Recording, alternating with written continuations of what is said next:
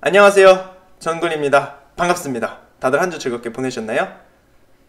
기쁜 소식 한 가지 있습니다. 전군의 지식 나눔방 팟캐스트 구독자 800명 달성하였습니다. 굉장히 기쁘네요. 제 첫 번째 구독자는 다름 아닌 저였거든요. 제가 에피소드 1화 업로드한 다음에 첫 번째 구독을 누르면서 첫 구독자가 되었습니다. 그때부터 많은 성장을 하게 되었는데요. 여러분들의 응원과 꾸준한 청취가 있었기에 가능했습니다. 그래서 너무 감사하다는 말씀 드리고요. 오늘 이야기 시작해 보겠습니다. 저번 편에서 저희가 어디까지 이야기를 했냐? 저희들은 마젤란이 대체 누군지 이야기를 해봤었습니다. 최초로 세계 일주에 도전하려 했던 페르디난드 마젤란. 얘는 한때 해외에 나가서 항해를 하던 뱃사람이었고요. 인디즈와 북아프리카에서 수많은 전쟁을 벌였던 군인이기도 합니다. 매사에 치밀했고 꼼꼼했고 머리도 좋고 수완이 있던 사람이에요. 그런 동시에 독선적이어서 주변 사람들과 사이가 좋지를 못했고요. 시기를 많이 받게 됩니다. 그래서 결국에는 조국 포르투갈에서 미움받게 되어서 아무것도 못하게 됩니다. 그래서 마젤란이 에스파냐로 오게 되어요. 그리고 에스파냐에서 세계 일주를 지원해주겠다는 왕을 만나게 되고요. 5척의 배와 270명의 대원을 이끌고 마젤란이 원대한 모험에 떠나게 됩니다. 저희가 지난번 편에 이런 자세한 이야기들을 해보았습니다. 그래서 오늘부터 저희들은 마젤란의 세계 일주 그 본격적인 여정을 따라가 볼 거예요. 오늘은 마젤란이 에스파냐를 떠나서 대서양을 가로질러서 오늘날 브라질에 도착하는 그 모험을 볼 것인데요. 사실 여기까지 오늘 저희가 볼 내용까지는 마젤란한테 제법 운이 따라줍니다. 그래서 일이 잘 풀려요. 원주민과 전쟁을 벌이거나 큰 규모의 반란이 일어나거나 다들 굶주리거나 하는 일 없이 아메리카 대륙까지는 마젤란이 가게 되거든요. 그러나 그 과정이 자세히 보면 마냥 순탄치만은 않았습니다. 그래서 여행을 출발했던 그 초기에 마젤란한테 있었던 여러 위기의 상황들, 갈등들을 오늘 중점적으로 보겠습니다. 또 마젤란만 이야기할 것은 아니에요. 16세기 에스파냐 함대에 속해서 배를 탄다는 것이 바로 어떤 것인지 저희들이 직접 알 수 있게 선원들의 이야기도 같이 해보려고 합니다.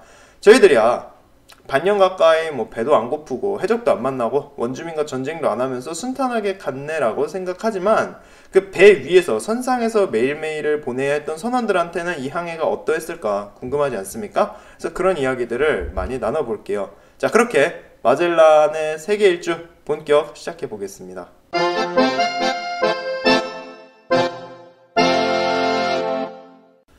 대체 어떻게 마젤란의 여정이 저희한테 이렇게 잘 알려졌는지가 궁금하신 분들 계실 겁니다. 얼마나 옛날 일입니까? 또 주인공인 마젤란도 항해 도중에 사망한단 말이죠. 그렇다면 이 모험 기간에 있었던 사건들 대체 누가 남겼는가? 기록한 사람이 있습니다.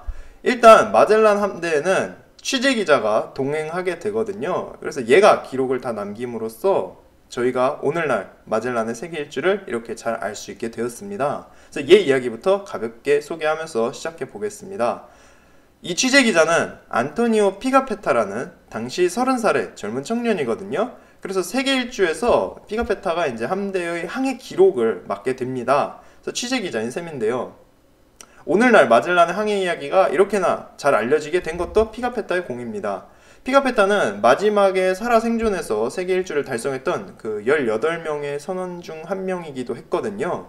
그래서 얘가 3년간의 세계 일주가 끝나고 나서 1522년에 이제 에스파냐에 있는 도서관에다가 자기가 썼던 그 항해 일지를 모두 보냅니다. 그래서 이 일지를 토대로 1800년대에 현대 이탈리아어로 번역된 첫 번째 책이 출판되고요. 그러니까 그로 인해서 최초의 세계 일주에 관한 많은 이야기가 알려지게 됩니다.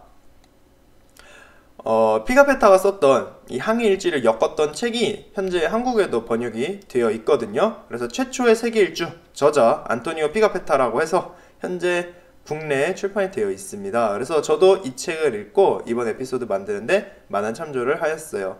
그래서 함대 취재기자 피가페타, 이 사람도 굉장히 흥미로운 인물이에요. 왜냐하면 일단 피가페타는 에스파냐인이 아니고요, 이탈리아 베네치아 출신의 귀족입니다. 학식이 높았고요. 또 항해술과 천문학에 뛰어난 사람이었다고 해요. 무엇보다도 그 호기심이 왕성했고 기록하는 걸 즐겨했던 인물이라고 합니다. 마젤란이 세계 일주를 위해서 항해 준비를 할 때 피카페타는 원래는 배에 탈 예정이 아니었어요. 그 당시 일 때문에 에스파냐에 얘가 잠깐 와 있었거든요. 자, 그런데 누군가 마젤란이라는 애가 듣도 보도 못한 뭐 원대한 모험을 떠난대 라는 이야기를 듣게 된 거죠. 그래서 이 소식을 듣고서 피카페타는 그 자기가 기다리던 뭔가 색다른 모험과 경험의 기회가 왔다라고 생각합니다. 그래서 평소에 호기심이 많았기에 이 기회를 놓치질 않아요. 그래서 피카페타가 곧장 세비야로 달려가고요. 이곳에서 마젤란을 만나서 여러 이야기도 하고 또 마젤란의 환심을 얘가 사게 됩니다. 그렇게 해서 함선에 오를 수 있게 되어요. 피카페타가 특이했던 거는 일단 베네치아에서 꽤 잘나가는 귀족 집안 자제였다고 하거든요. 그래서 이런 잘나가는 집안 출신이고 지식인인데 이런 사람이 뭐하러 목숨 걸고 위험한 항해에 떠나냐는 말이죠. 그러니까 그 피카페타 본인의 호기심과 모험심이 그만큼 컸던 겁니다. 또 특히나 눈여겨볼 게 자기 사비를 털어갖고 함선에 오르거든요. 그러니까 마젤란한테 자기 돈을 좀 많이 줍니다. 항해할 때 쓰라고. 그러니까 자기 사비 털어서 배에 오른 건데요. 얘가 항해 기록관으로 활동하면서 받았던 급료도 정말 낮았습니다. 그래서 이런 조건을 다 수용하면서까지 자기가 항해를 떠나고 싶어 했어요. 그래서 피카페타 특이한 인물입니다. 피카페타는 만나자마자 마젤란한테 푹 빠졌었거든요. 그래서 피카페타의 항해 일지에서 보면은 몇 번이나 마젤란에 대한 충성 그리고 존경심 나오고 있습니다. 실제로 두 사람 굉장히 친했고요. 항해 내내 취재기자인 피카페타는 마젤란의 최신복으로 활동하게 됩니다. 그래서 제가 이야기하는 내용 대부분이 피카페타가 쓴 기록을 인용하게 될 거거든요. 그래서 그 외 역사책도 참조를 하기는 했지만 일단 다른 그 책들도 기본 베이스는 피카페타가 썼던 항해일지에 의존하고 있기 때문에 얘 이야기가 가장 중요합니다. 그래서 얘 시점에서 기록된 이야기를 전군이 하고 있다. 이 점 기억해 주세요. 그래서 피카페타가 재밌는 게 굉장히 호기심이 많아서 자세하고 소상한 기록을 많이 남깁니다. 당시 유럽인으로는 드물게 만나는 원주민들에 관한 이야기도 많이 기록을 남기고요. 그러니까 새로운 걸 만났을 때 기록하는 걸 좋아했던 사람입니다. 다만 아쉬운 거는 마젤란 함대가 세계 일주 기간에 만나게 되는 그 수많은 원주민들과 이방인들의 목소리를 피카페타가 잘 담고 있지는 않습니다. 그러니까 아무래도 유럽인의 시점에서 봤던 그 문명 간의 조우이기 때문에 유럽인의 목소리만을 담고 있어요. 그래도 좋은 거는 평범한 선원들과 그들의 일상까지로 피카페타가 기록을 많이 했습니다. 그래서 오늘 그 이야기 저희들 나눠보면 좋을 것 같아요. 그래서 그렇게 피카페타에 관한 이야기 가볍게 해봤습니다. 얘는 또 마지막까지 생존을 하기 때문에 저희 이야기에도 계속해서 많이 나오게 될 겁니다. 자, 그러면 마젤란의 함대가 어떻게 출발했고 대서양까지 갔는지 그 이야기부터 시작해 볼게요. 피카페타는 1519년 8월 10일 월요일 아침에 5척의 함선으로 이루어진 함대가 마침내 세비야를 출발했다고 기록하고 있습니다. 함대 인원은 270여 명이었어요. 이 대규모 함대가 마침내 세상 끝을 찾기 위해 출발한 거죠. 출발하면서 5척의 배 모두 축포를 쏘면서 신나게 떠나고요. 인파가 이 함대가 출발하는 것을 환영해 줍니다. 그렇게 항해를 시작한 지 일주일 동안 별일 없이 마젤란의 함대는 대서양 입구에 들어서게 되어요. 그때까지도 유럽인들은 대서양의 지구를 감싸고 있는 대양이라고 생각했거든요. 그래서 마젤란이 갖고 있던 수많은 지도에서도 대부분 지중해만을 자세히 묘사하고요. 대서양의 경우에는 그냥 망망대해로 나타나 있었습니다. 그때까지도 수많은 탐험선들이 대서양을 가로질러서 대서양을 가로지르는 항해에 도전했었지만 많은 경우 실패했었고요. 운이 좋은 몇 척만 간신히 신대륙을 발견했을 뿐이었습니다.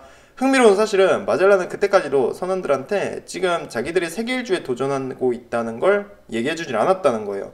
항해의 진짜 목적은 서쪽으로 쭉 항해해서 새로운 향로 제도를 찾고 신항로를 개척한 다음에 세계 일주에 성공해서 출발 지점으로 돌아오는 거잖아요. 그러니까 지구 한 바퀴 도는 겁니다. 그런데 마젤란은 이 엄청난 모험의 스케일을 선원들이 알게 되면은 많은 사람들이 놀라고 또 얘네가 무서워서 임무 수행을 포기할 거라고 생각해요. 그래서 탐사의 중요한 사항들을 모조리 비밀에 붙입니다. 자기 혼자만 알고 있어요. 심지어 마젤란 본인이 타고 있는 기함, 이 기함을 제외한 4척의 배 선장들 있죠. 이 선장들한테도 마젤란이 제대로 얘기를 해주지 않아요.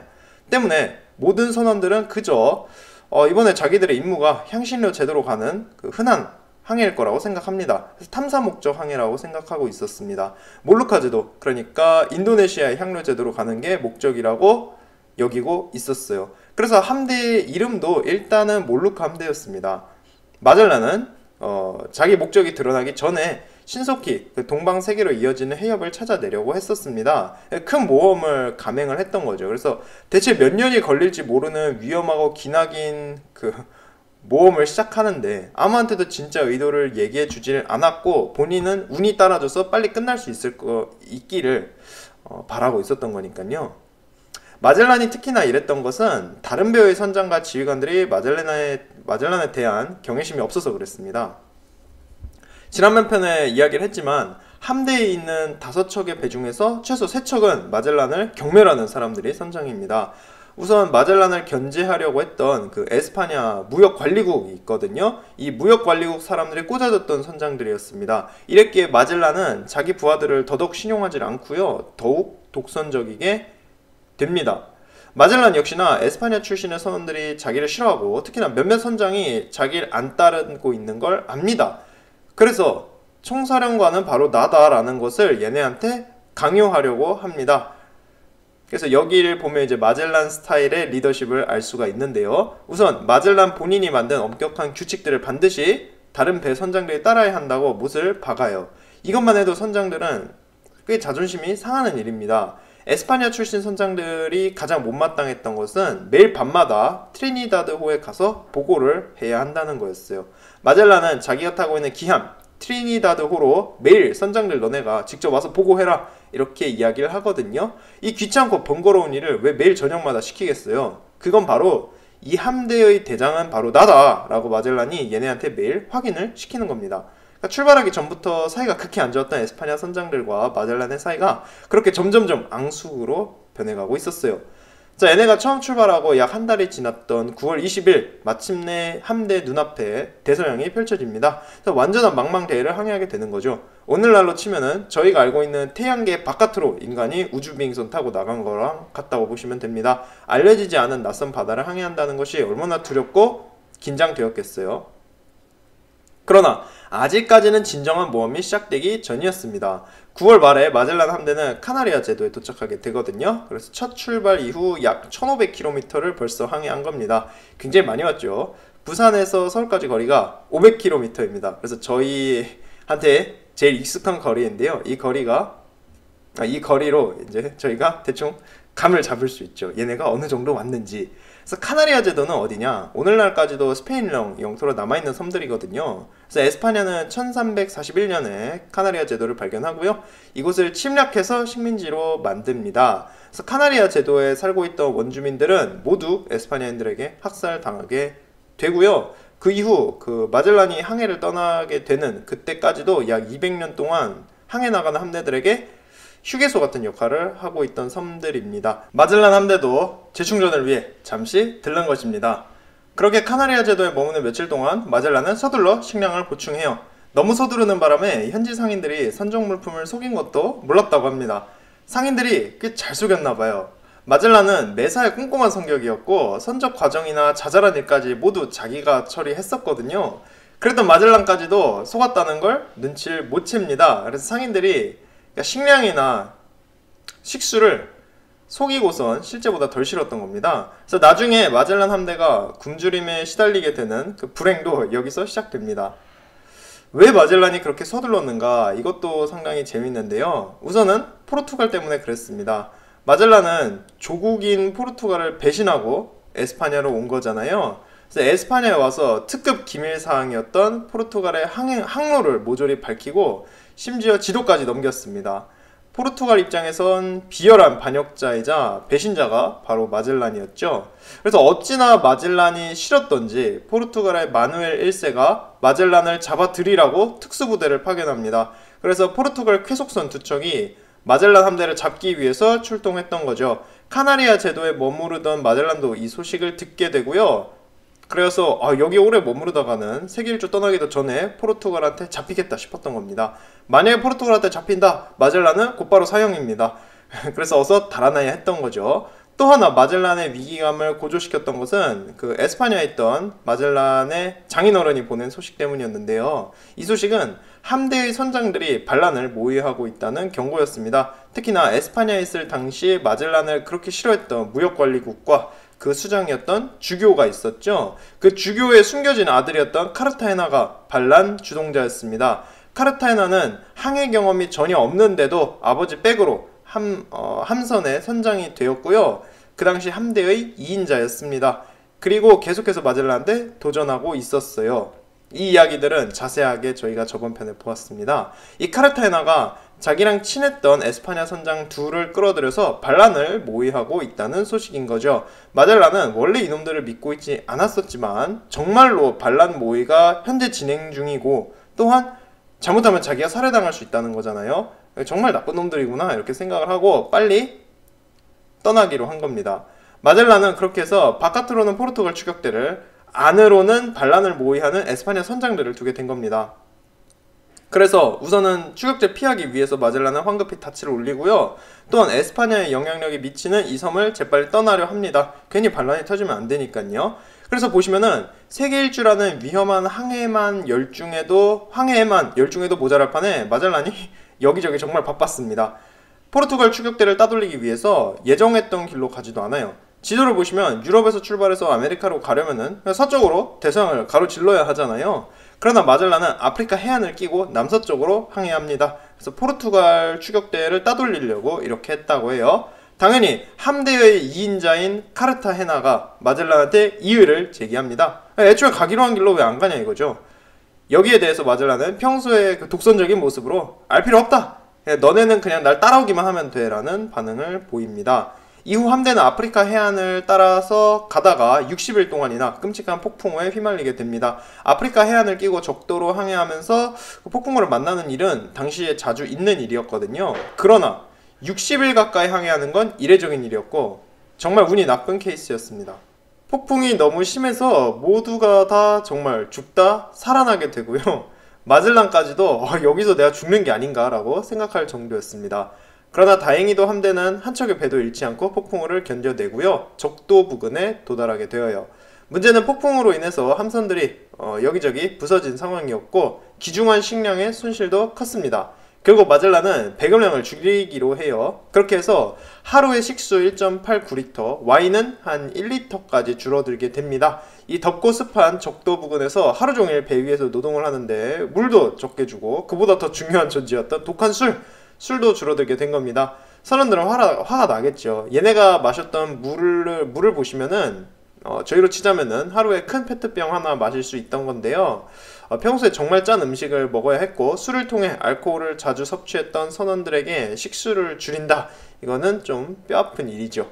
또한 술이 줄었는데 이 당시 선원들은 저희 기준으로 보자면 대부분 알코올 중독자였습니다. 그래서 독한 술만큼은 얘네들한테 항상 원없이 줬었어요. 술이 끊기면 바로 폭동이 일어나기 때문에. 자, 그런데 마젤란이 술도 줄인 겁니다. 그래서 살맛이 안 났겠죠.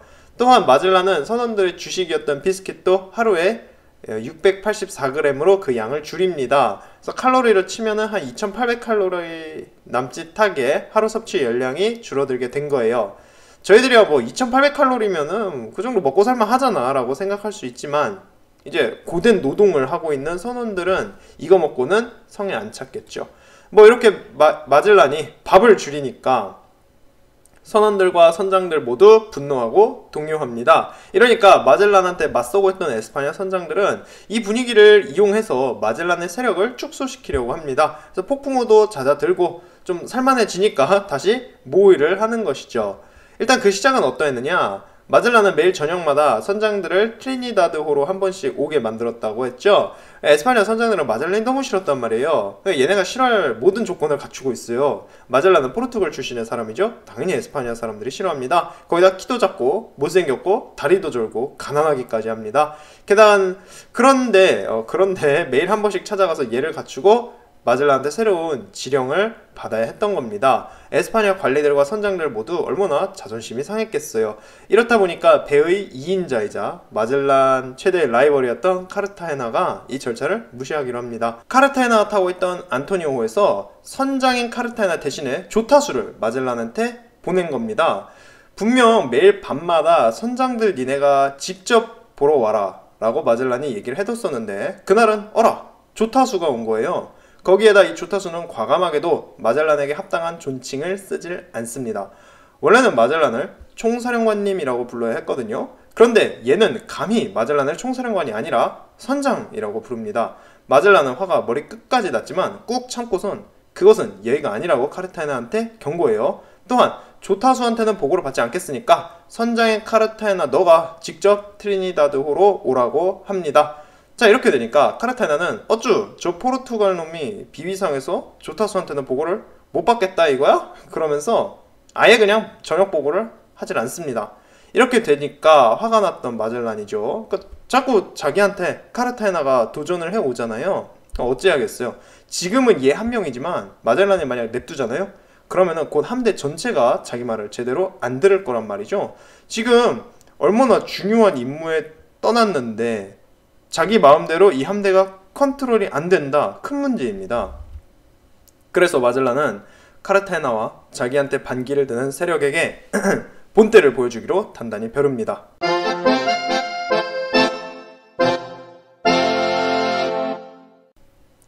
그렇게 양측의 갈등이 첨예한 상황에서 심각한 사건이 하나 터지게 됩니다. 바로 빅토리아호의 지휘관인 시칠리아 출신 안토니오 살라몬이 급사였던 히노베스를 성추행한 사실이 드러난 거예요. 결정적으로 현행범으로 얘가 잡혔습니다. 그래서 자기를 변호할 수도 없었어요. 그 당시 에스파냐 법에 따르면 동성애는 사형에 처해질 수 있는 중죄였습니다.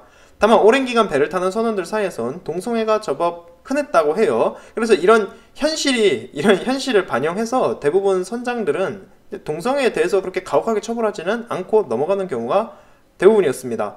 그러나 이 경우 마젤란은 급사를 성추행한 살라몬을 법정에 세우기로 해요. 법정이라고 해봤자 어차피 총사령관인 마젤란이 거의 다 심판을 하게 되거든요. 그리고 마젤란은 동성애를 범한 살라몬에 대해서 사형 선고를 내립니다. 그래서 교수형에 처하기로 해요.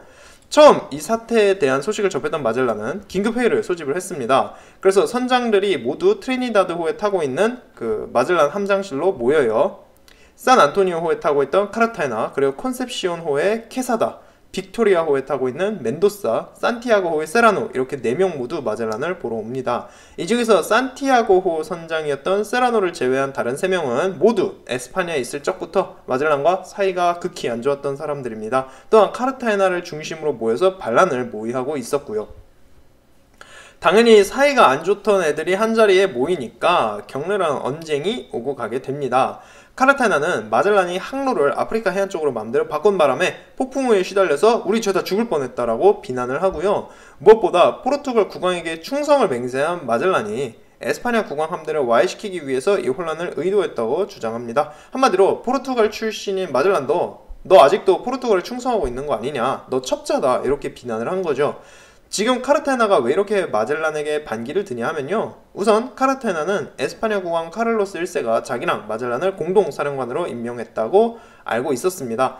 그러나 형식상으로만 그 공동사령관이지 모든 권력은 마젤란이 갖는 게 맞았어요. 자, 저희가 잊으면 안 됩니다. 카르타헤나 이 사람은 항해 경험이 한 번도 없는 사람이고요, 이번 항해에 대해서도 아무것도 아는 게 없는 사람이에요. 지금 그 자리에 앉게 된 것도 사실 아버지 백 덕분이란 말이죠. 그래서 이런 애가 사령관이 된다는 것 자체가 어불성설입니다. 카르타헤나 본인이 그저 포르투갈 출신인 마젤란이 싫었던 겁니다. 카르타헤나는 또 권력욕이 강했던 인물이기도 했고요. 그래서 마젤란을 도저히 두고 보지 못하겠다는 거죠. 자, 다른 선장들도 다 모아둔 상황에서 카르타헤나가 이렇게 공개적으로 마젤란을 비판했던 거예요. 게다가 그 자리에서 카르타헤나가 뭐라고 얘기를 하느냐, 앞으로 포르투갈의 첩자인 마젤란 너의 명령은 따르지 않겠다고 선언합니다. 그래서 대놓고 하극상을 일으킨 거죠. 하지만 카르타헤나가 하극상을 일으키고 반란을 일으키고 있는데도 그 앞에 앉아있던 마젤란은 태어났습니다.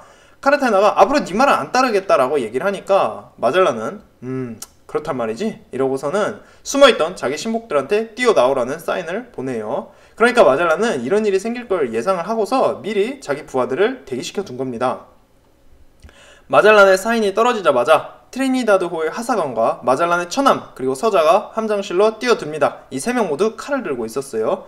이 세 명이 칼을 들고 나타나니까 큰소리 떵떵 치던 카르타헤나 그리고 그 말에 동조하고 있던 다른 선장들도 깜짝 놀랍니다. 마젤란 역시 카르타헤나한테 달려들어서 멱살을 잡아요. 그러고선 네가 바로 반역자다.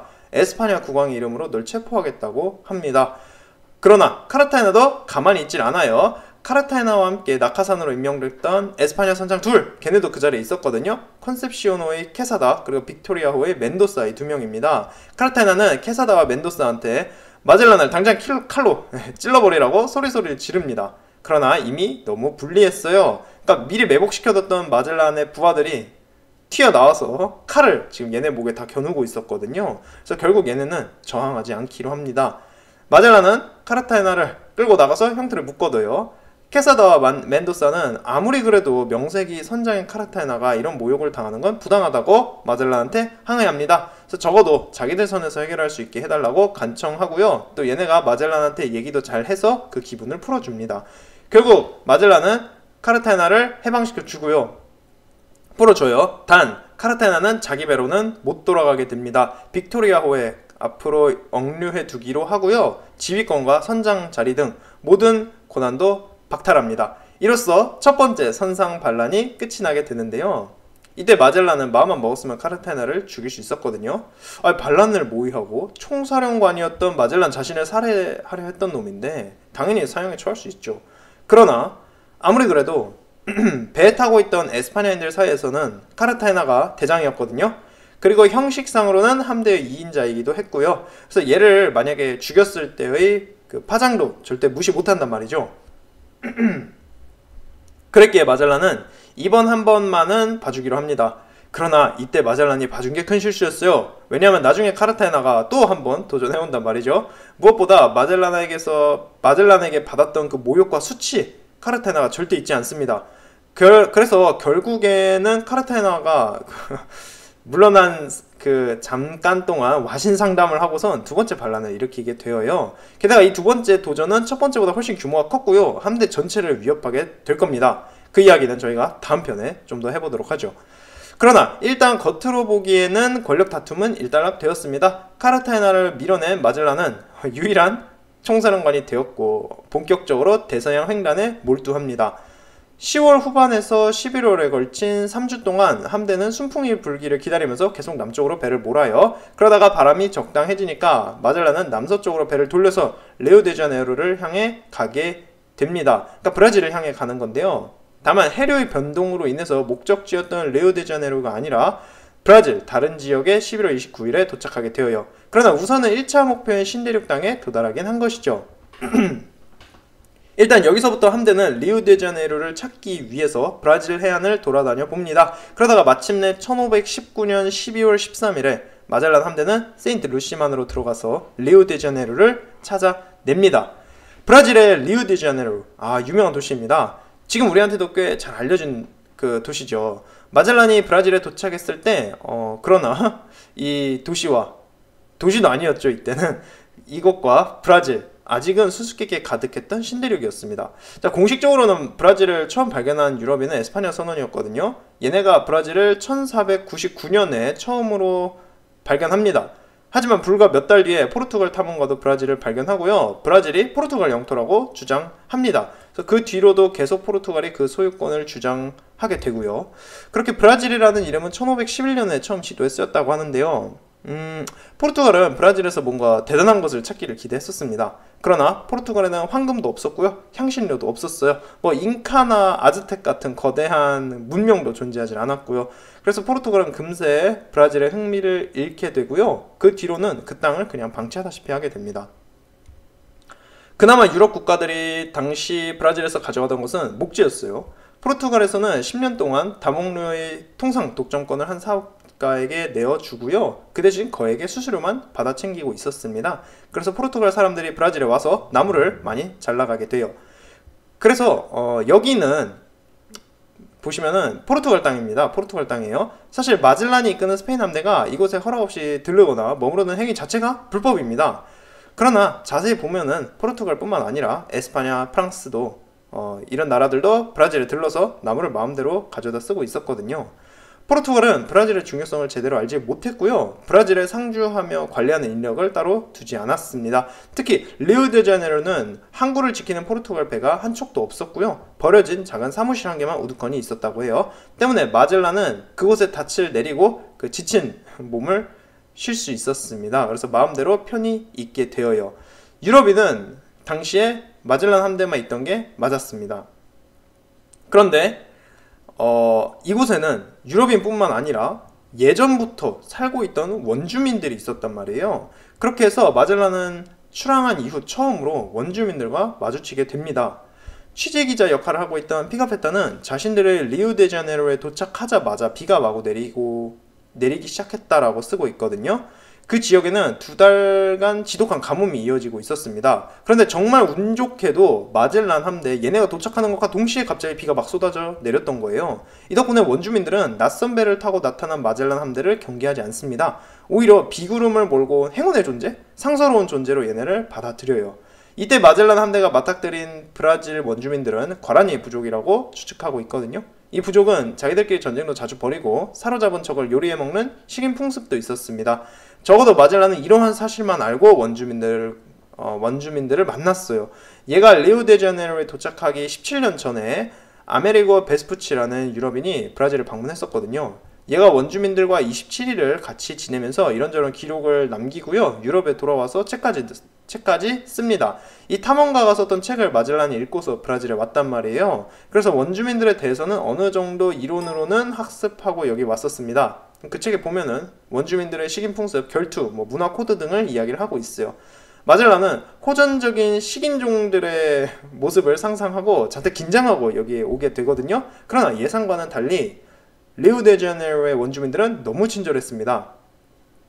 피가페타는 함대가 브라질에서 지냈던 즐거운 나날들을 꽤 소상하게 기록하고 있어요. 저희들이 기억해야 할 것은 마젤란 함대는 현재 4달 동안 항해를 했고요. 그 기간 동안 수많은 죽을 고비를 넘기면서 고생을 했습니다. 그랬던 만큼 얘네들한테 마침내 다다른 육지 그리고 친절한 원주민들은 그야말로 지상 천국이었죠.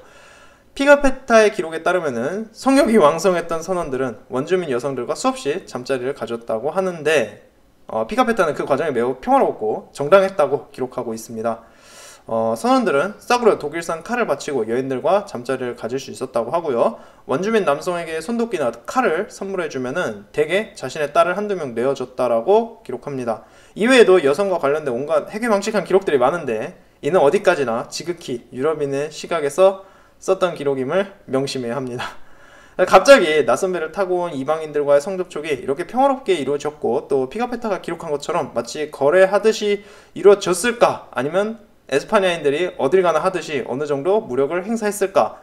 그거는 자세히 알 수 없다는 것이 좀 아쉬운 일입니다. 한 가지 확실한 거는 몇 가지 원주민들이 금속의 가치를 알고 있었다는 거예요. 원주민들은 금속의 가치를 알고 있었고 소중한 물건이라는 건 알고 있었지만 금속을 재련하고 도구를 만들 줄을 몰랐습니다. 그래서 못, 망치, 갈고리, 거울 같은 이런 금속이 원주민들한테는 황금보다 때로는 사람의 목숨보다 가치가 있었다고 해요. 유럽에서는 잡동사니였을 쓰잘데기 없는 물건이 브라질에 오면은 굉장한 가치를 갖게 되었으니까 신이 난 선원들은 원주민들에게 엄청난 폭리를 취합니다.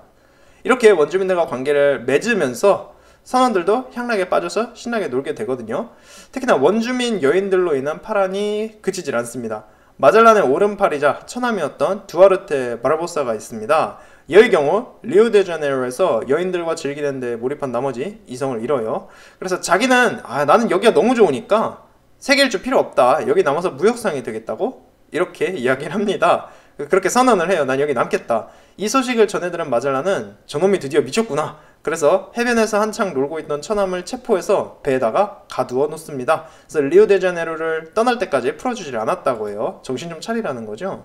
그러니까 선원들이 그렇게 육지에서 원주민 여인들과 흥청망청 노는 동안 마젤란은 바빴어요. 많은 서적에서 마젤란이 놀랍도록 금욕적인 모습을 자주 보여줬다고 하거든요. 그래서 이런 데서 찾을 수 있습니다. 남들 노는 그 순간에도 마젤란은 필요한 것들을 배에 신으라 바빴다는 거죠. 마젤란에게 가장 필요했던 것은 바로 신선한 물과 음식이었습니다. 일단 에스파냐에서 처음 출발할 때 싸구려 장신구를 마젤란이 많이 갖고 왔거든요. 그래서 마젤란은 이거 원주민들이 금속, 거울 같은 물건에 환장하는 것을 바로 포착합니다. 그래서 터무니없는 폭리를 원주민들에게 취해요. 물물 교환을 시작한 겁니다. 원주민들은 칼이나 낚싯바늘 하나에도 닭을 대여섯 마리 주었고 빗 하나에 거위 한 쌍을 내놓았다고 합니다. 작은 거울이나 가위 하나에는 장정 10명이 먹고도 남을 생선을 주었고 종이나 가죽끈에는 과일 한 바구니가 나왔습니다. 피가페타가 이탈리아에서 쓰던 카드를 보여주니까 닭을 5마리나 줬다고 해요. 그러고도 원주민들은 이게 남는 장사라고 생각합니다. 그래서 양쪽 모두 해피해피하고 윈윈하는 거래였어요. 그러나 한편 마젤란은 신앙의 힘으로 원주민들을 교화시켜 보려고 합니다. 그래서 종교의식의 원주민들을 초대해서 이것이 바로 크리스천의 힘이다 알려주려고 한 거죠. 그래서 미사에 원주민들도 참여하게 되고요. 원주민들이야 이게 뭘 하는 건지 몰랐겠지만 어쨌든 유럽인들이 하는 거를 따라서 같이 합니다. 뭐 그렇게 꿈같은 시간을 보내는 동안에 몇 가지 사건들을 좀 정리를 해볼게요. 일단 12월 20일에는 중요한 순간이 있었는데 바로 동성애를 저질렀던 안토니오 살라몬의 사형 집행일이 다가오게 된 겁니다. 마젤란은 트리니다드호의 관리와 선원들을 모두 소집하고요. 그리고선 자연과 인륜을 거스른 범죄자의 사형 집행을 보게 만들어요. 그렇게 모두가 지켜보는 가운데 살라몬은 교수형에 처해집니다. 그러니까 그만큼 엄격한 사람이 마젤란이에요. 그러는 한편으로는 또 남은 항해 기간에는 동성애에 관해서 큰 터치를 하지 않습니다. 살라몬의 사형이 집행되고 닷새 뒤에는 크리스마스였거든요. 그렇게 이국에서 그것도 브라질의 열대 해변가에서 얘네가 크리스마스를 맞이하게 됩니다. 그때 당시에는 그 당시 크리스마스 당일에는 다들 출항 준비하느라 바빴다고 해요. 리오데자네이루를 떠나기 직전에 마젤란은 산안토니오호의 선장에 이제 알바로 데 메스키타를 임명합니다. 그러니까 원래 산안토니오호의 선장은 카르타헤나였는데 얘는 지금 마젤란한테 대들었다가 쫓겨났죠. 그래서 카르타헤나 뒤에는 안토니오 데 코카라는 사람이 임명되었고요. 그러다가 마젤란에 와서 마젤란이랍니다. 브라질에 와서 마젤란이 선장을 또다시 교체하게 된 겁니다. 중요한 건 메스키타가 마젤란의 사촌이었다는 거예요. 그리고 에스파냐에서 출발할 때만 하더라도 겨우 보조선원에 불과한 낮은 직급의 사람이었습니다. 그래서 그야말로 파격적인 임용이죠. 갑자기 선장이 되었으니까요. 그래서 누가 봐도 마젤란이 자기 친인척을 요직에 앉힌 겁니다. 이것 때문에 카르타헤나, 코카 둘 모두 심한 모욕감을 느끼고요. 이 역시 훗날 반란의 빌미가 됩니다. 마젤란 입장에선 유능한 고급 선원이 부족하기 때문에 항상 고민이었거든요. 숙련된 선원 대부분은 포르투갈 출신이었는데 포르투갈 출신이기 때문에 에스파냐 함대에서 또 요직을 차지하기 힘들잖아요. 에스파냐 측이나 마젤란을 비롯한 포르투갈 측이나 함대 내에서 계속 불편한 관계였던 겁니다. 이런 식으로 말이죠. 그렇게 12월 27일 2주간의 향락이 끝나고 얘네가 리오데자네이루를 떠나게 됩니다. 그래서 실제로 원주민 여성들과 너무 좋은 관계를 가졌다고 하고 사랑에 빠진 커플도 많았거든요. 그래서 2주간에 생겨난 이 커플이 너무 많았습니다. 리오데자네이루를 떠난 선원들의 마음은 막 찢어져요. 헤어지기 너무 싫었고요. 원주민들도 많이 아쉬워했다고 합니다. 항해사였던 로페스 카르발로는 7년 전에 브라질을 찾은 적이 있었는데 그때 사귀었던 현지 애인을 이때 다시 만났다고 해요. 게다가 존재조차 몰랐던 자기 아들까지 이때 소개받게 됩니다. 카르발로는 아들을 포함해서 그 어머니까지 데려갈 수 있게 해달라고 간청하지만 마젤란은 배에는 절대 여자를 태우지 않는다는 철칙이 있었거든요. 또 에스파냐에서 출발할 때 에스파냐 왕도 절대 원주민 여성들과 깊은 관계를 갖지 말라고 당부를 했었잖아요. 그래서 결국 카르발로의 애인은 배에 오르지 못하게 됩니다. 그렇게 이제 출발하는데 마젤란은 갑자기 출발 직전에 문득 다른 선원들도 혹시 모르지만 여자를 데리고 가려고 하지 않을까라는 생각을 하게 됩니다. 그래서 밀항한 여성이 있는지 샅샅이 조사하도록 지시를 해요. 그리고 실제로 밀항하고 있던 4-5명의 원주민 여성을 발견해서 모두 쫓아냅니다. 그렇게 해서 얘네의 행복한 시간이 끝나고 다시 항해가 시작이 되어요. 그 뒤 약 한 750km 더 남쪽으로 항해한 끝에 1519년 12월 31일 그러니까 1519년의 마지막 날이었는데요. 이때 브라질 해안에 파라나만에 다다르게 됩니다. 이어서 1월 10일에는 산타마리아 곳에 도착하게 되는데요. 마젤란이 갖고 있던 지도에 따르면은 바로 이곳에 미지의 바다로 갈 수 있는 해협이 존재하고 있었어요. 그때만 해도 유럽에서 떠나온 지 아직 반년도 안 되었고 물자도 충분했습니다. 브라질에 잠시 머물면서 휴식도 가졌고 선원들의 사기도 높았고요. 그랬던 찰나에 지금 지도에는 있다고 하는 곳까지 왔으니까 마젤란은 곧 해협을 발견할 수 있지 않을까 기대를 품어봅니다. 적어도 겨울이 오기 전에 아직 따뜻한 때 해협을 통해서 빠져나갈 수 있을 듯해 보였어요. 그래서 너무 일이 잘 풀리는 듯 했습니다. 마젤란은 태평양의 거대한 태평양의 존재를 모르고 있었기 때문에 해협만 발견하면은 이제 임무 성공했다라고 생각을 하고 있었거든요. 그러나 이거는 마젤란의 착각이었습니다. 왜냐하면 여기서부터 마젤란은 지도에 표시되어 있지 않는 해협을 찾아서 정말 고통스러운 항해를 하게 되거든요.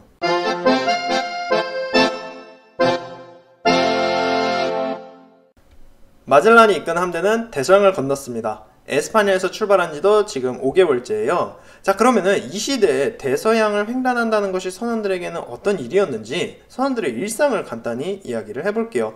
대항해 시대 에스파냐 선원들 이야기입니다. 예전에 바타비아호의 죽음의 항해 이야기할 때 네덜란드 상선 위에서의 생활은 많이 이야기를 했었는데요. 이번에는 마젤란의 함대에 특화된 이야기, 특정된 이야기만 좀 나눠보겠습니다. 그러면 선원들의 일상, 선원의 일상이란 우선 언제나 피곤했다고 해요. 왜냐하면 일이 힘든 것도 힘든 건데 수면 부족 때문에 그랬습니다. 그래서 항해하면서 잠을 제대로 잔다는 건 극한의 사치였다고 해요. 그래서 선원들은 밤이고 낮이고 시간이 날 때마다 쪽잠을 잡니다. 저희는 선원들이 해먹에서 잤다고 생각하거든요. 영화 캐리비안 해적 보시면 해적들이 모두 그물 침대에 누워서 자잖아요. 그래서 당연히 거기서 자겠지, 뱃사람은 다 저기서 자는 거 아니야 라고 생각하지만 마젤란이 항해할 때만 해도 해먹은 일반화되어 있지 않았습니다.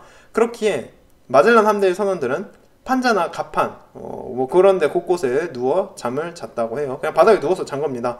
너무 딱딱해서 그냥 누워서 자면 몸 곳곳에 멍이 들 정도였다고 해요. 이게 그냥 딱딱한 것도 아니고 배라서 계속 움직이잖아요. 그래서 몸이 바닥에 부딪히는 거죠. 맨바닥에 누워서 자기는 너무 힘들었습니다. 그렇다고 이불이 있는 것도 아니에요. 그래서 선원들은 지푸라기를 깔고 바닥을 좀 푹신하게 만들어서 누웠다고 합니다. 더 추위를 피하기 위해서 무거운 담요를 덮었다고 해요. 이렇게 잠자리를 만든다 해도 편히 자기가 쉽지 않았습니다. 왜냐? 바로 냄새 때문에 그랬어요. 이 시대의 에스파냐 배들은 언제나 지독한 냄새로 고생했습니다. 우선 배 안으로 언제나 물이 스며들었거든요. 이 물이 서서히 썩으면서 지독한 악취를 뿜습니다. 그래서 자주 펌프를 이용해서 물을 빼내줘야 했고 물에 식초도 섞어보고 등등 냄새를 없애보려고 갖은 노력을 기울여요. 그러나 그럼에도 불구하고 이 키키한 물썩은 냄새 절대 사라지지 않았다고 합니다. 이 펌프질도 정말 힘들었다고 하는데요. 배가 항상 물이 새고 있었기 때문에 계속해서 누구는 펌프질을 해주고 있어야 했습니다. 이거 정말 중노동이었다고 하네요. 또 배 위에 싣고 다니던 소, 돼지 같은 가축 냄새도 매우 심했습니다. 그러니까 막 5달 동안이나 이런 냄새가 쩔어 있던 겁니다. 식량 냄새도 심했고요. 식량도 서서히 썩고 있었거든요. 무엇보다 이 배 위에는 소금에 절인 생선도 잔뜩 실려 있었단 말이에요. 당시에 냉장고가 있기래요. 아니면 제대로 된 밀폐용기가 있기래요. 이 모든 거를 지금 배 위에 싣고 다니는 것이니까 그 냄새 저희가 짐작할 수 있습니다. 딱 상상만 해도 그 더러움과 찝찝함이 예상이 되시죠? 게다가 이런 곳에선 위생이란 개념도 존재하지 않습니다. 일단 배 위에는 마젤란이 승선을 허락했던 선원들, 가축들 말고도 여러 생물체가 같이 살았거든요. 우선 선체에 서식하는 작은 벌레들이 많았습니다. 이 벌레들이 서서히 배를 갉아먹고 있었다고 해요. 게다가 사방팔방이 쥐천국이었다고 해요. 이 쥐를 없애기 위해서도 갖은 노력이 투입되지만 리우데자네이루에 도착할 즈음에는 다들 포기합니다. 어떤 노력을 기울여도 쥐를 박멸할 수가 없었어요. 게다가 재밌는 일화지만 이때까지만 해도 아직은 선원들이 쥐를 잡아먹지는 않습니다. 쥐를 잡아먹을 정도로 굶주리질 않았어요. 슬픈 일이지만 저희 이야기 후반부에 가면은 이 배고프고 절박해진 선원들은 쥐를 잡아먹고 또 선원들 사이에서 쥐가 정말 비싼 값에 거래가 되거든요. 어쨌든 이때까지만 하더라도 쥐란 존재는 그저 보기 싫은 해충입니다. 귀찮긴 하지만 참아줄만은 했겠죠. 그러나 쥐뿐만 아니라 빈대, 바퀴벌레 같은 해충도 들끓었습니다. 날이 덥고 습해지면 벌레들은 옷과 돛, 식량에도 바글바글 거렸어요. 배에 타고 있던 선원들 모두가 이 빈대로 인한 가려움증 때문에 고생합니다. 너무나 청결한 삶을 살고 있는 저희는 빈대, 이런 벌레 구경하기도 힘든데 말이죠. 선원들이 씻을 수 없는 환경이 있다는 게 이유가 컸습니다. 선원들 모두가 비누나 수건 등 기본 세면도구는 가지고 있었다고 하거든요. 그러나 얘네가 쓸 수 있는 물이 바닷물밖에 없습니다. 자주 씻을 수도 없고 매번 바닷물로 몸을 씻어내야 하니까 피부병을 달고 살죠. 옷 세탁도 바닷물로 했기 때문에 아무 효과가 없었습니다. 또한 선원들의 비스킷은 이미 바구미의 습격을 받아서 썩어버린 탓에 이걸 참 식량이라 부르기 애매했어요. 그래서 저는 먹는 것이 많이 가장 고통스러웠을 것 같습니다.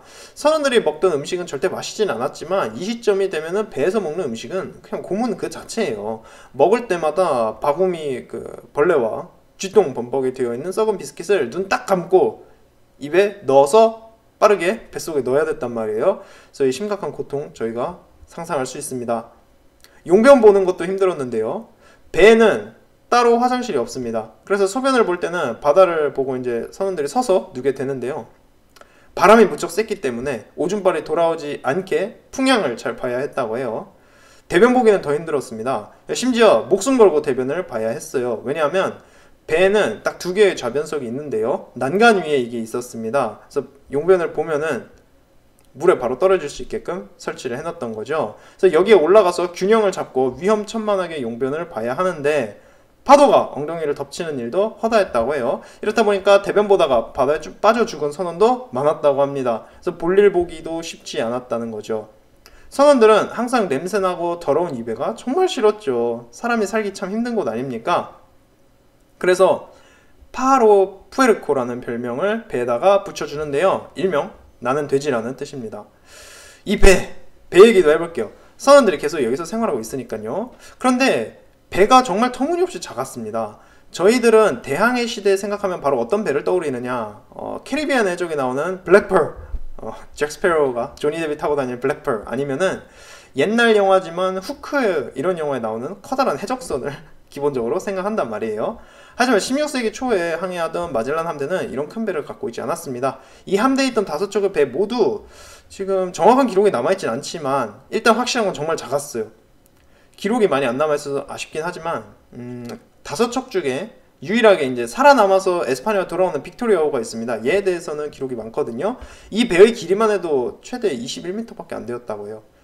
길이가 21m면은 딱 테니스 코트 길이거든요. 그래서 얼마나 작은 배의 선원들이 타고 있었는지 볼 수 있죠. 좁고 작고 오늘날 선박에 비하면 너무 볼품없습니다. 이 함대에서 가장 컸던 배는 식량을 싣고 가던 산안토니오와 마젤란이 타고 있던 트리니다드호였거든요. 트리니다드호도 그렇게 큰 배가 아니었어요. 무게가 100톤 정도였다고 하는데 저희가 최근에 얘기했던 수리가 회전편에서 나왔던 일본 전함 야마시로의 무게가 트리니다드호보다 약 350배나 더 무겁습니다. 크기는 비교할 수도 없어요. 100배 정도 큽니다. 그래서 배 만드는 기술이 얼마나 발전하는지를 저희가 볼 수 있는 괜찮은 예시인 것 같아요. 문제는 이런 작은 배들의 선원이 이런 이제 작은 배들에 사람이 이제 가득 들어가게 된다는 거예요. 테니스 코트만한 크기의 빅토리아호에만 55명이 타고 가게 되거든요. 그래서 이 비좁고 냄새나는 선상 생활이 얼마나 비참했을지 저희가 쉽게 상상할 수 있습니다. 선원들의 개인적인 이야기를 좀 더 보자면요. 우선 개인 물품은 모두 자기가 관리해야 했거든요. 이 개인 물품에는 옷과 신발이 포함되어 있습니다. 또 자기 옷은 본인이 직접 수선을 해야 했기 때문에 선원들 모두 바늘과 칼을 능숙하게 다룰 줄 알았습니다. 모든 개인 물품은 서랍장에다가 다 모아서 보관을 했고요. 옷, 식기, 와인 주전자 등이 주된 개인 물품이었어요. 선원들은 카드 게임을 하는 걸 좋아했었는데 카드 게임 하면 시간 잘 가죠. 그래서 누구나 카드 한 벌씩 다 있었다고 합니다. 책도 자주 읽었다고 하고요.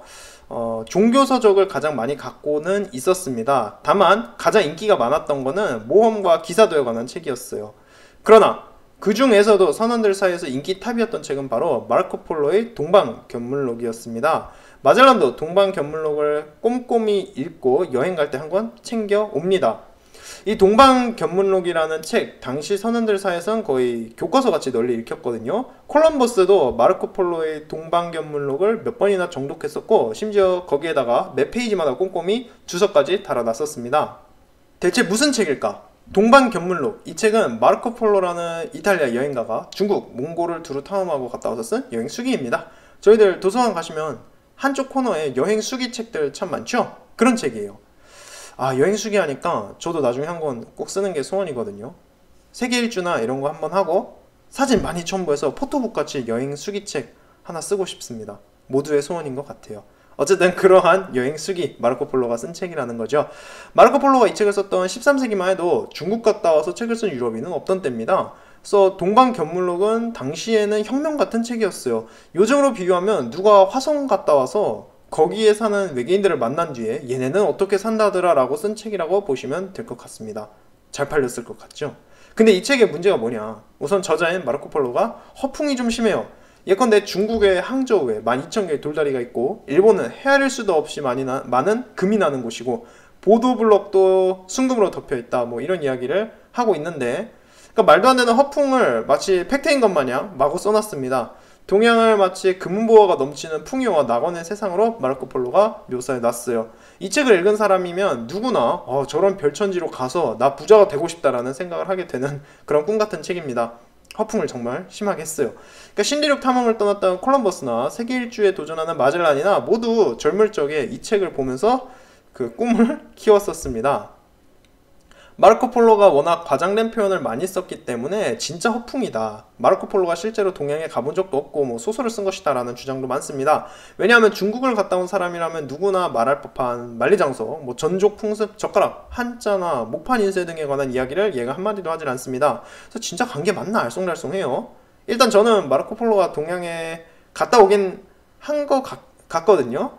다만 책 좀 팔아보려고 자기가 이제 본게 1이라면 그거를 한 100배 정도 부풀려서 쓴 거죠.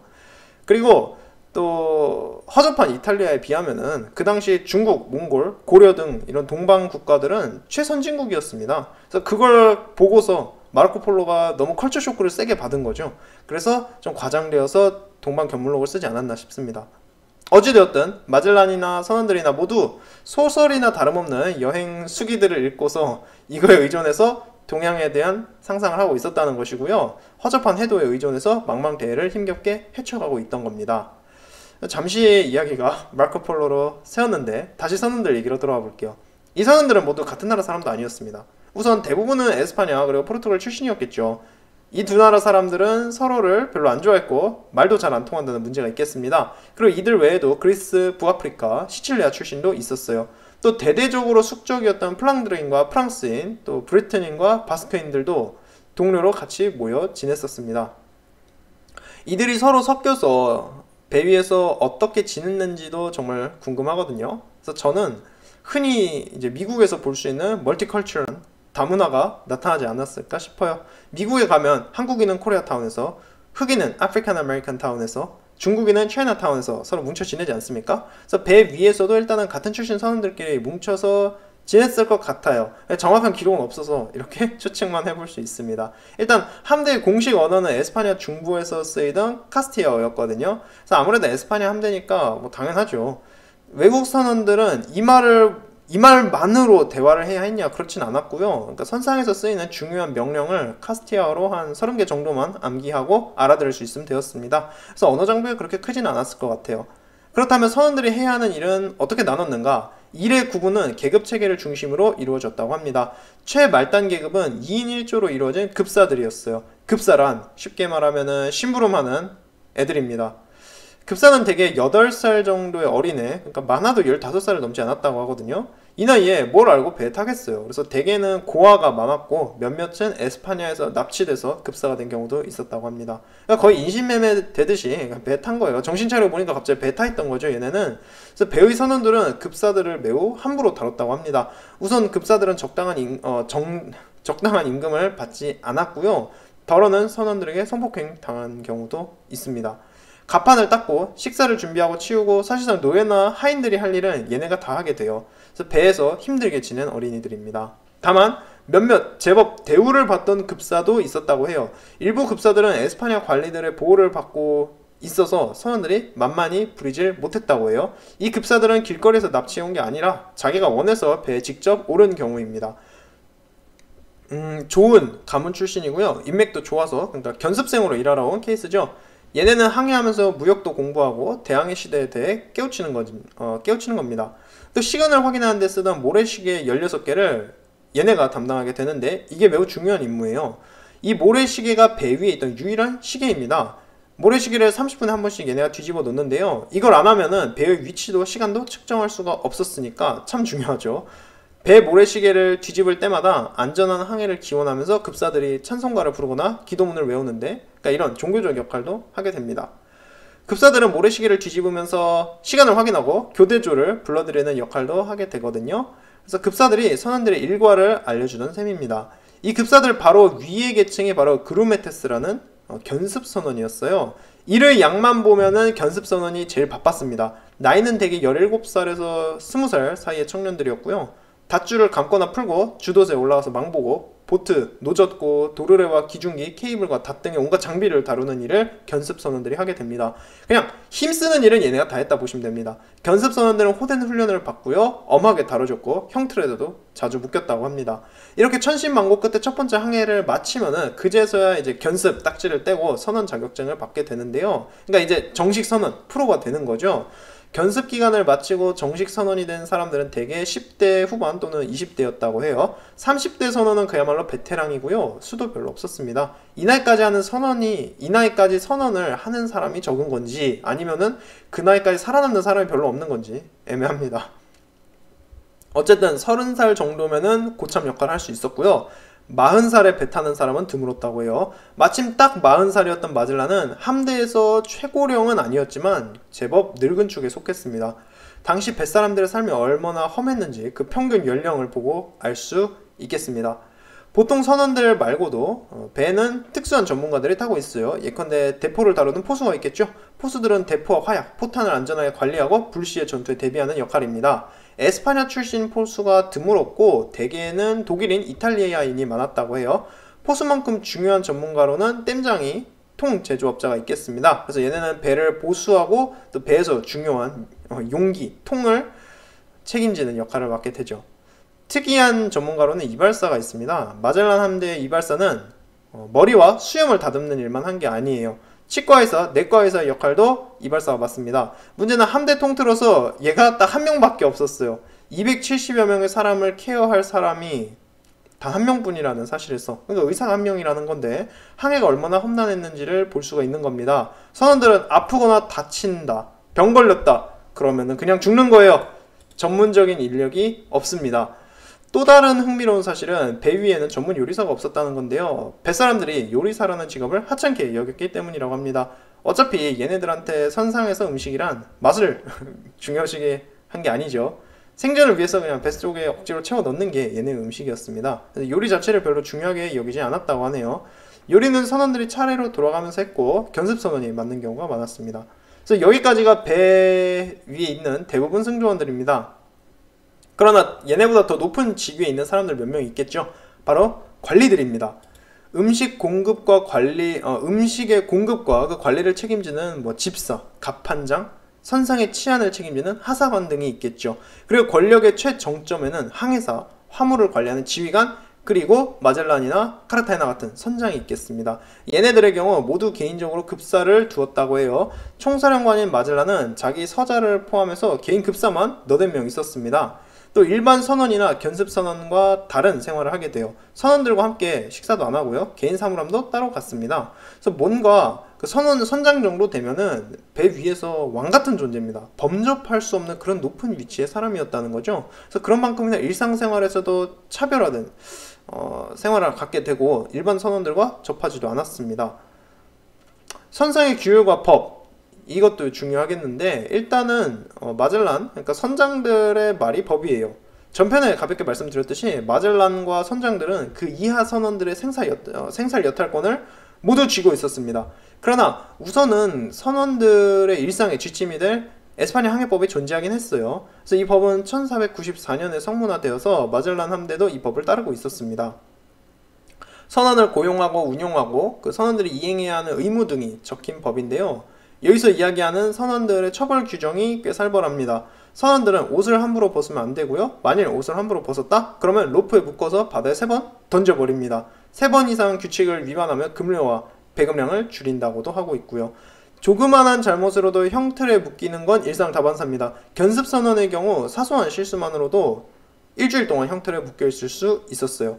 또한 이 법에선 선장이 가는 데는 어디든지 그것이 설령 세상 끝일지라도 따라가야 한다고 하고 있습니다. 마젤란은 그러니까 법을 등에 업고선 선원들에게 절대 복종을 강요할 수 있었던 것이죠. 이외에도 법에서 정하고 있는 선원들의 식단도 있습니다. 식단 한번 볼까요? 선원들은 일주일 중 일요일, 화요일, 목요일 이렇게 3번 고기를 먹게 돼 있어요. 그 밖의 다른 날에는 오트밀죽 그리고 빵을 먹게 됩니다. 고기를 먹는 날 아침과 저녁에는 와인을 배당한다고 정해두고 있고요. 근데 고기를 먹든 말든 와인은 매일같이 주어졌습니다. 그러니까 옛날에도 제가 선원들이 술을 많이 먹었다는 얘기를 자주 했었는데요. 여기도 마찬가지였다는 거죠. 마젤란 함대의 선원들에게는 1인당 하루에 2리터 정도의 와인이 주어집니다. 캐리비안 해적에서 조니 뎁이 맨날 마시고 있는 술과 같은 거예요. 기록을 보면은 이 당시 발효주는 정말 셌다고 하거든요. 선원들은 그 강력한 술을 하루 종일 달고 살았던 겁니다. 또 법에서는 잔치를 벌이거나 특별한 날이 되면은 배급량을 평소의 2배로 늘려야 한다고 하고 있어요. 물론 마젤란도 이 규정들을 최대한 지키려고는 합니다. 그러나 식량은 언제나 부족했고요. 그 질도 형편없었기 때문에 제대로 지켜지질 않아요. 마젤란의 최대 걱정은 항해가 길어지면서 선원들이 굶지 않을까였습니다. 마젤란 본인도 자기 앞에 어떤 바다가 펼쳐져 있고 뭐가 있는지 몰라요. 그렇기 때문에 항상 미래를 걱정하게 되었겠죠. 그래서 배급량을 자주 줄이고요. 아낄 수 있는 만큼 아끼면서 항해하려 했습니다. 그러니까 앞으로 있을 무언가의 일에 항상 준비를 하고 있으려고 한 거죠. 그래서 여분을 항상 비축해 두려고 합니다.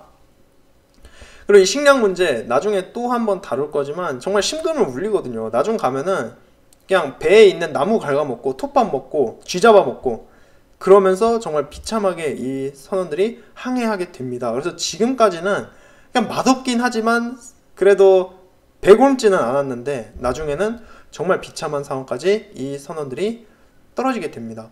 270명 중에서 18명이 살아 돌아왔다고 제가 거듭 말씀드리죠. 그래서 그 기간 동안 어떤 일들이 있었는지 우리들 지금부터 앞으로도 자주 보게 될 겁니다. 그러나 절대 행복하진 않았다는 거죠.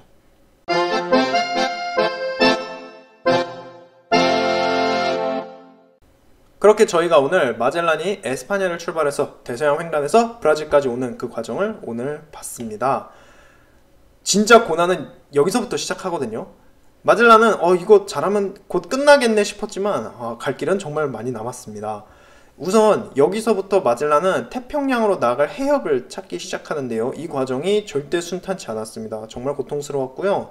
마젤란에게 앙심을 갖고 있던 카르타헤나와 그 편을 들고 있는 다른 에스파냐 선장들, 얘네가 또 한 번의 큰 반란을 일으키게 됩니다. 그래서 그 반란 정말 극적이게 마젤란이 극복해내는데요. 그 이야기 저희가 다음 편에 해볼 겁니다. 또한 마젤란은 반란뿐만 아니라 이제 원주민들도 상대해야 했는데요. 마젤란이 리우데자네이루에서 그러니까 첫 번째로 만났던 원주민들은 참 친절한 원주민들이었죠. 얘네한테 호의적이었고 착한 원주민들을 만났었습니다.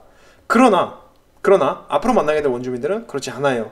그래서 처음으로 또 원주민과 전투를 벌이게 되고 마젤란 함대가 살인을 저지르게 됩니다.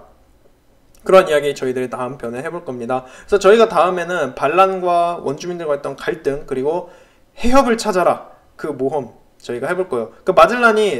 마젤란은 그 태평양으로 나아가는 해협을 처음으로 발견하게 되거든요. 그래서 오늘날까지도 그 해협에 마젤란 해협이라는 이름이 붙게 되는데요. 그러니까 그만큼의 극적인 사건입니다. 그래서 그 이야기들 저희가 다음 편에 자세히 해보겠습니다. 그래서 이번 편은 살짝 좀 더 프롤로그를 소개한다라는 개념으로 대항해 시대에 대한 느낌을 주기 위한 에피소드를 살짝 소개하는 정도로 끝난 느낌이에요.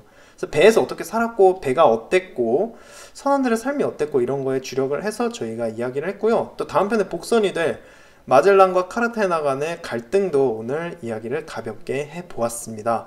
자, 그러면 오늘 이야기는 여기까지고요. 이번 마젤란의 대항해 에피소드 앞으로 한 서너 편 정도 더 준비가 되어 있는데요. 너무 길게 하지 않게끔 제가 이야기를 잘 준비를 하고 에피소드 분량도 좀 확확 늘려서 다음 편 또 준비해 보겠습니다. 마젤란의 항해 이야기 준비하면서 살짝 전쟁 이야기 좋아하시는 분들 많은데 어떻게 에피소드가 평이 좋을까 생각도 했었는데 좋아해 주시는 분들 너무 많아서 기분이 좋습니다. 그래서 앞으로도 많은 응원 너무 감사하고요. 오늘 이야기 가볍게 여기서 마쳐보고 다들 좋은 하루 보내시면 좋겠습니다. 너무너무 감사합니다. 좋은 하루 보내세요.